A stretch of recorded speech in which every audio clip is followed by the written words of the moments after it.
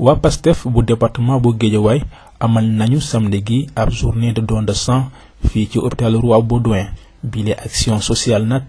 di ñëw ci jamono boo xamante ni banque de sang yi deret manqué na fa loolu tey nag lu ëpp 100 poches dinañ ko remplir. tey ñu nekk fii ci Roi Baudouin ci poste de santé bi nga xam ne fii la ñuy defee don de sang yi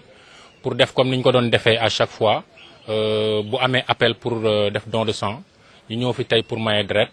woowoon ci ñëpp nag Guédiawaye yëpp maye deret nag am solo boo xam ne bu ñu jëlee ci dëkk 2% wu population bi rek bu ñu doon maye deret defe naa banque de sang yi benn du ci manqué deret maye deret nag dañ koy may puisque jigéen ñi nga xam ne dañuy wasin dañuy ñàkk deret xale yi am nañu ci feebar par exemple yenn feebar yi dañuy soxla deret accidenté yi dañuy soxla deret donc maye deret lu am solo la moo tax à chaque fois bu ñu yëgee ne banque de sang yi manqué nañ deret rek ñun PASTEF li ñuy njëkk a def mooy jël contact avec banque de sang yi pour mën a ñëw comme ni ñu koy defee à chaque fois joxe suñu deret ngir li nga xam ne banque de sang yi mën a am stock bu baax. waaw ak mobilisation bi nga xam ne sonné nañ ko boobu ba léegi ñu ngi ciy waxtaan di ci communiquer je pense que on va dépenser la centaine pour mën a puisque rythme bi ni muy doxee ni instant bi nii je pense que fii ak ñuy pare defe naa on va avoisiner 100 à 150 poches yoo xam ne dinañ ko mën a mobiliser tey. bile journée nag nekkul bu njëkk ci ñoom ñoo ngi amal saa su ne ay don de sang te jëf yi bokk na ci seen doxalinu parti. waaw lu PASTEF woote ci Roi Baudouin dañ naan nawoon fa woon rek ndaxte ñun ñëpp xam nañ ne PASTEF buñ ko taxawalee ba léegi dafa am ligne boo xam ne ci la ñu taxaw mu suñ cee teggi suñu tànk mooy ñun jéemuñu xaar di laajte lan la ñuy réew mi di defal ñun saa su ne dañuy xool lan ban njëriñ la ñu mën a amal askan wi te loolu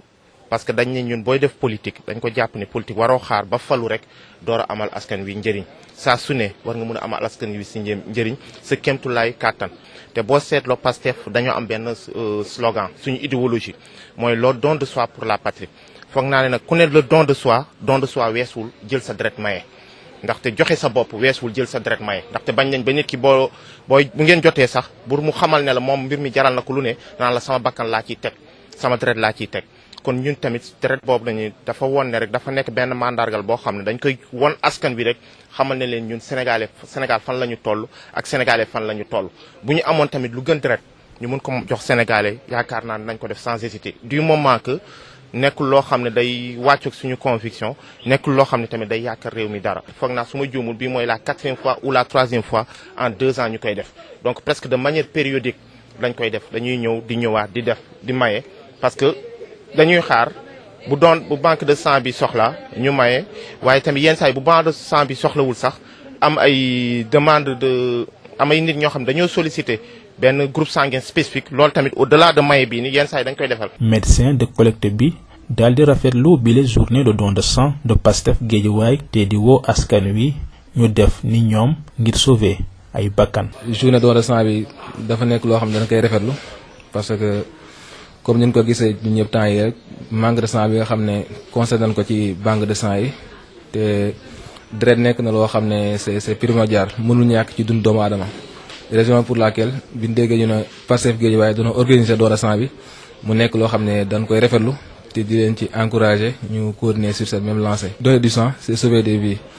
te comme nous le constatons tous à chaque fois on rencontre à des cas d'urgence voilà à l'hôpital comme les patients anémiés wala ñi nga xam ne doon accidenté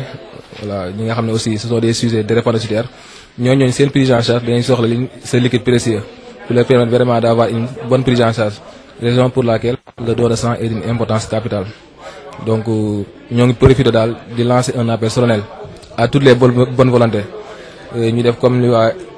PASTEF Guédiawaye def organiser des journées de don de sang afin vraiment de sauver des vies. ñu gisee ko ci seen leader de Ousmane Sonko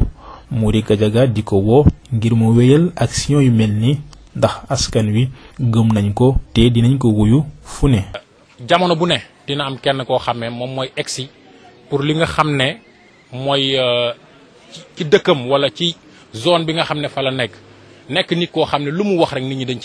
ciy topp puisque dañuy gis benn dëggu ci moom dañuy gis benn engagement ci moom mais surtout tamit dañuy gis benn njub bu nekk ci nit ki moo tax lépp lu mu xam ne yëkkati na ko rek nit ñi dañuy jóg mobiliser wu pour mën a ñëw jàpp ci et moo tax bi mu njëkkee def appel don de sang bi gis nga engouement bi mu amoon jógal boppam dem ci centre transfusion sanguine bi maye deret ñëpp di ko gis ñëpp jóg dem maye ji deret bii encore même chose ñu defaat appel bi mobilisation bi amaat je pense que loolu régulièrement comme que yàlla may na ko loolu daf ko war a di def régulièrement di lancer cet appel là aux jeunes surtout nag aux Sénégalais ñu ñëw di maye deret régulièrement au niveau des centres de santé